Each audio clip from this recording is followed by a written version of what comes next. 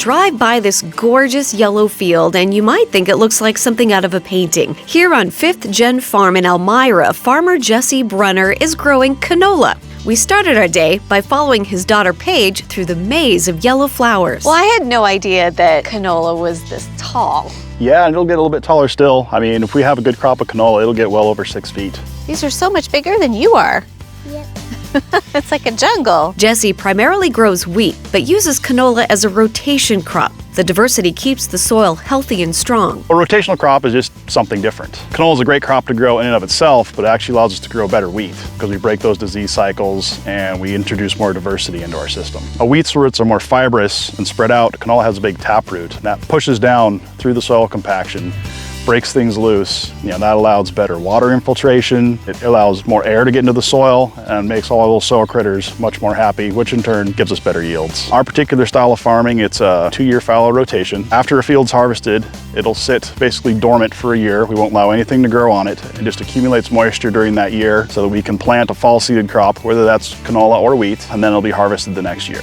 Most people don't know what they're looking at. They just drive by and they think it's a beautiful yellow field, right? Well, and it certainly is a beautiful yellow field. Canola is a challenging crop. It's definitely made me a better farmer overall. We've been growing wheat in this area for pretty much the same practices for 80 years. And so we have wheat pretty well figured out. Canola, every year it's something new.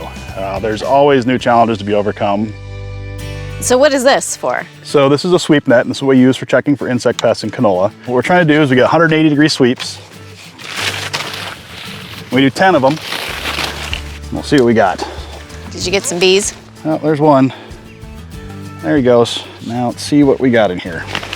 What we're looking for is cabbage seed pod weevils, a pest that eats the pods of the canola. We have 2, so that's really good. We don't really get worried about them until we get up around 20. So at 2, I'm actually optimistic that we might not even have to spray at all.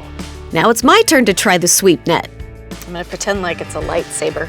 Exactly. And you're just trying to drag the net through the canopy of the flowers, because that's where all the bugs are. Like that? Yep.